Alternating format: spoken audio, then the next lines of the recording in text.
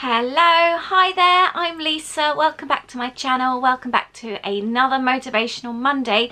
Today we are going to be discussing something really fun. The question is today, what is memory keeping? What is scrapbooking? What is journaling? What is art journaling? What are traveller's notebooks, stories, creative journaling, art journaling, pocket pages, day in the life? All those things, what are they? I want to discuss how to start. I get asked a lot, how do you start? I also get asked a lot about where to find the time, people that want to do it but say they don't have time.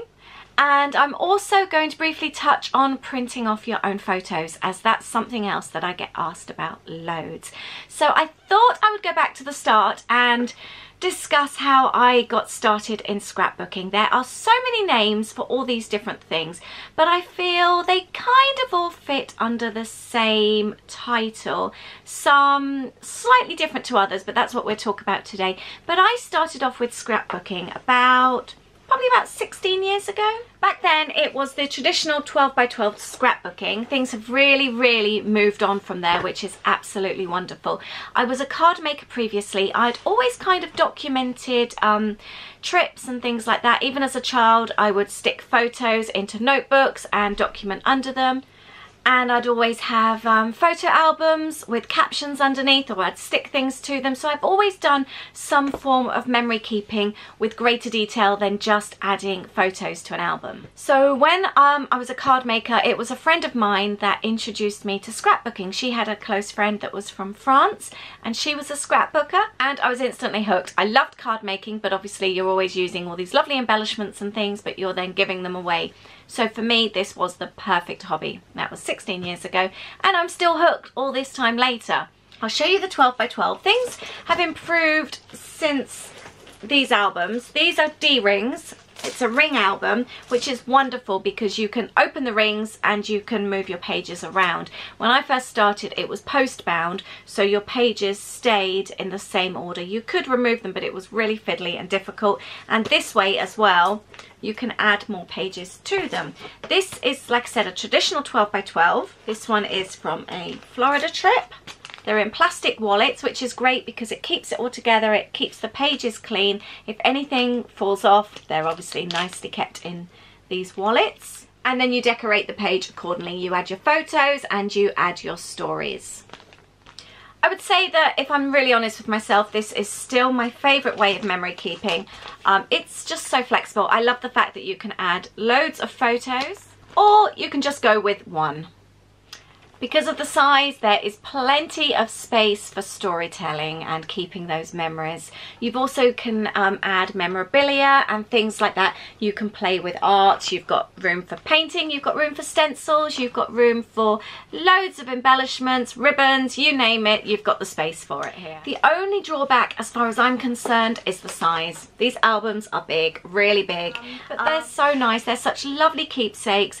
I'll show you later, I have got loads on my shelves. I've got them up in the loft now. Some people can find the size quite intimidating, but I think if you start off, you don't have to fill the whole page. You can just start off with a small design in the middle or on the side. Sometimes having lots of white space on a page can actually really work well. But this to me is my favourite way to keep memories. You don't have to keep the 12 by 12. There are also smaller versions. This is a 6 by 8 and you can go smaller still. Now this takes me over to pocket pages. This particular album is a pocket page album. And here you will see that rather having one big plastic pocket like in the 12 by 12, these are all little miniature pockets. You can buy lots and lots of different variations for these and lots of sizes. They come in the 12 by 12 and they come in the smaller size as well. These work really well. You could just fill them with photos if you wanted. You can add train tickets, you can add receipts, you can add all kinds of memorabilia, and you can add photos as well, as you can see here. Now, some people keep a day in the life. They will have a week per page. And a lot of people do the the 365 scrapbooking, the 365 documenting, which again, you're doing like a daily documentation. I find that too hard to keep up. I can't do it that way, but I do like the pocket pages. Then there's the traveller's notebooks. This is one of my traveler's notebooks. I have got, I think there's there's 2 different notebooks in here, and these are the covers that they come in. Obviously you don't have to pop them in a cover. I've got 2 in here, and this to me is like a miniature form of scrapbooking. It's the same kind of basis I use it as, but I'm decorating smaller pages. This for me is more everyday scrapbooking. I'm now keeping my larger 12 by 12s for like big trips, special events, celebrations, that kind of thing, but the everyday silly stuff is now going to be in my traveler's notebooks. I've got quite a few of these. The biggest reason, the size. They are so much smaller, they take up so much less space on my shelf. And for a lot of people, I can understand that decorating a page this size is a lot easier than a big 12 by 12. You use less materials as well, and you can just print off little small photos like I have done there and just document fun and silly everyday stories. This is what one of the notebooks looks like on its own. This is a dory from Coco Daisy, a daisy dory, and they're just so sweet. But it's just basically a notebook that fits inside the traveler's notebooks covers. They're all kind of similar sizes. Some do vary, but it's just another way of documenting. I also love to make mini books. I've been making mini books for years. A mini book is basically exactly how it sounds, a mini book.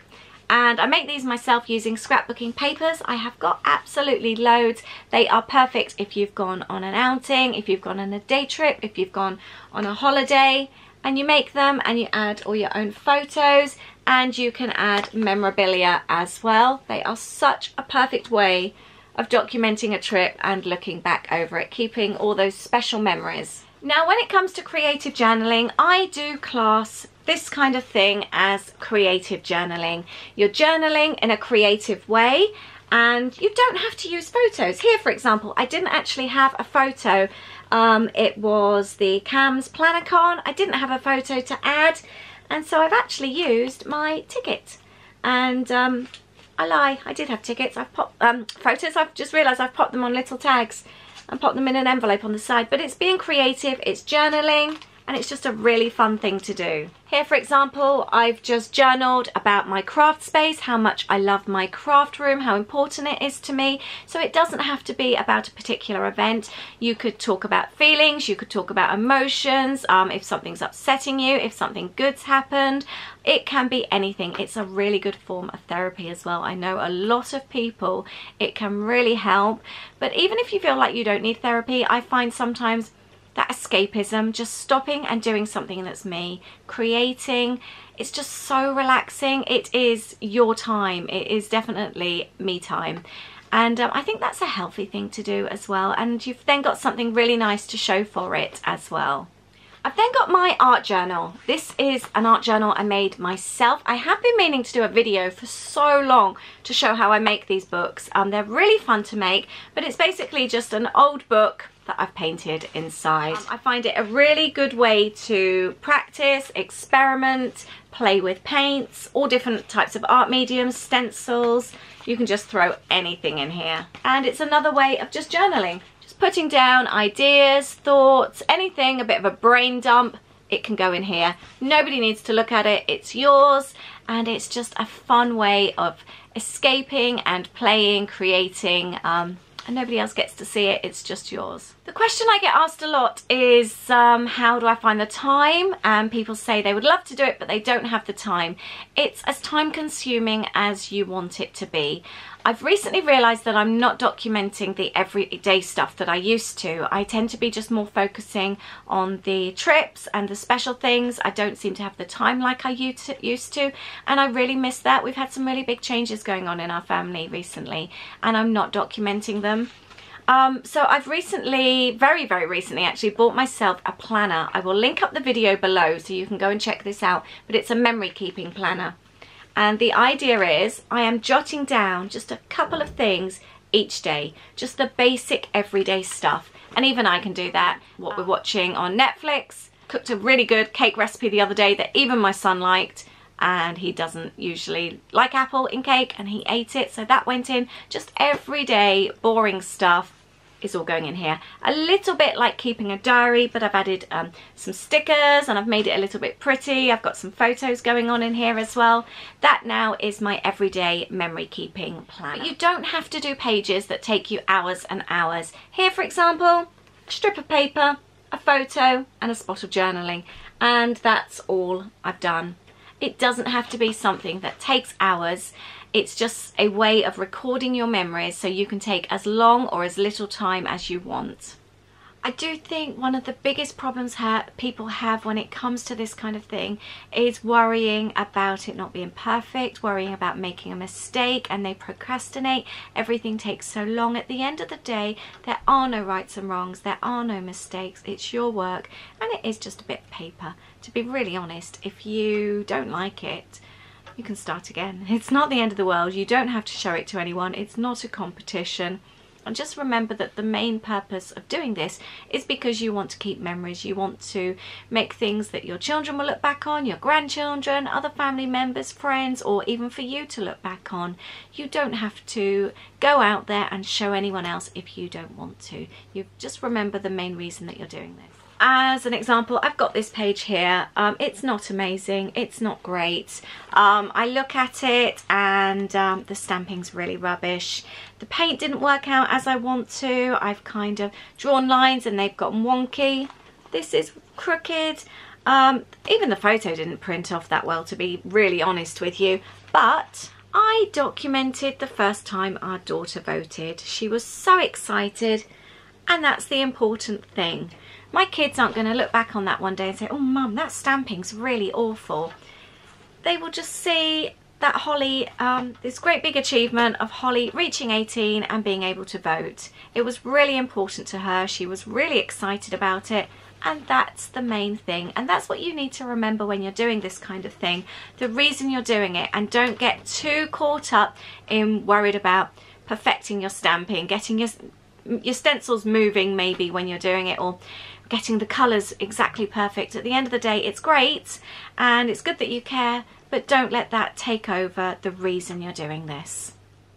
I absolutely love seeing my kids look back over their old scrapbooks, or sometimes they might come to me and say, oh mum, they're trying to remember back to such and such a birthday party or something. I can reach for my album from that year and we can instantly find something. Louis needed a photo from a first football game he went to. I found it within a couple of minutes. So I do like it for that side of things as well. Now, another thing is people who haven't started documenting or scrapbooking or anything like this, it's where do I start? You've got this whole life behind you, you've got life moving on really fast in front of you, and it's just so overwhelming and you just don't know where to start. Start with today. Start with doing something from today or that happened last week, or start with a holiday. That could be a good one if you've had a holiday, even if it's last year or the previous year. Start with maybe the birth of your child. Do not do anything in an order. Even just go and find a photo that you really like, do it for that reason. Don't start panicking and thinking that you've got to work back over all the years. You've got so much catching up to do. I haven't done every single photo and I've been scrapbooking for 16 years. I even scrapbook a photo a second time if I really love the photo and I've got some embellishments or some stickers that go really well, or there's still a bit more of the story that wasn't told. I will still do that as well. And not everything I've done is in order. It's not a priority. It's not dead important. So don't get caught up on that. Just start where you fancy and don't worry too much. I do get asked a lot about how I print my photos because I have lots of little photos and I quite like printing them off with a white frame as well. There are different ways of doing this. One of the ways of doing it is sending them off to get printed. I haven't done this for ages. The last time was, I think, a couple of years ago, and I just had a whole load of prints printed. I used Snapfish and they were just delivered a few days later. It's quick, easy, and really, really cheap. But I didn't have all the white frames, I didn't have all the sizes that I want. I do like to have my photos, print my photos as and when I need them. I will print them off to various sizes, maybe if I've got a cute frame for them to go in, like a chipboard frame, or I've got a really sweet journal card, I will print them off accordingly to fit what I'm using. I have software on my PC. I use Paint Shop Pro. It's really cheap and I use that. I can print all my photos off to size. I can print them off with whether I want black and white, sepia. I can change the colors, I can edit them, I can add borders. It's so easy. And then I just print on I've got an Epsom A4 photo printer. It's just a regular printer, but it can print photos as well, and that's how I print mine.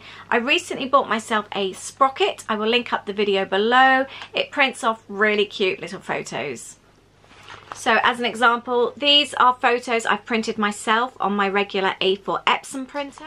And here's a couple of photos that I've printed using the little sprocket. The quality is not perfect on the sprocket, but they're tiny and it prints from an app on your phone really, really quickly. Great for when you're scrapbooking on the go, great for when you want something almost instant. I really do like this little printer. I've also got a selfie printer. I struggle with my selfie printer though. I need to spend time to actually get it to work properly. I've had a lot of problems with it, but I know people love them and they're great for doing multiple prints on the one size. So that's the end of my video today. I hope you've enjoyed listening about the scrapbooking, all the different types that's out there. Things have really, really moved on in the years, over the years. It's such a fun hobby. It's so rewarding. I remember being at my granddad's funeral a few years ago and it was amazing. Everyone around the dining table, all these old black and white photos, but they were just all scattered and nobody knew exactly who half the people were. There were no stories, and it's just really sad when you've got, you know, old family members from goodness knows back how many generations and you don't know who they are or what the story was behind it. And I remember back then thinking, my goodness, my wake is going to be so colourful. I'm going to have all these albums. Everyone is going to know everything about me, all my stories, and it would just be amazing. I know that's a really morbid way of thinking about it, but it actually makes me feel really happy, and I feel that I'm just doing this for the generations that are following on, and it's really, really quite an exciting thought. So I'm really happy that I do this hobby. So don't be discouraged if you are thinking about it, if you do scrapbook or you haven't scrapbooked for a long time, or you've kind of lost your way and you want to get back into it. There's so many different ways of doing it now. And it doesn't have to take you hours and hours. It's just a little bit of time from your week, or even like once a month. I recommend you do it. Sorry, my little doggy's just walked past. I will leave some links below where you can buy the albums, pocket pages and things like that. It's a really good scrapbooking store, papermaze.co.uk, and they've got everything there. Traveller's notebooks, all the different materials, the arts and crafts. I highly recommend you go and have a look. Please let me know if there are any questions that you may have. I'm sure there's lots and lots. I would love to know, what is your favourite way of documenting? Are you a scrapbooker? Do you love your traveller's notebook? Do you prefer art journaling? Let me know. I would love to know. It's lovely hearing from you, and I would love to know what's your favourite way of memory keeping. Thank you so much for watching today. I hope this has motivated you to keep your memories as well. I do apologise. I was going to be doing the storage hacks video this week. I promise you that will be next Monday. Storage hacks next Monday. Thank you so much for watching. Please don't forget to subscribe to my channel, and I'll see you soon. Bye!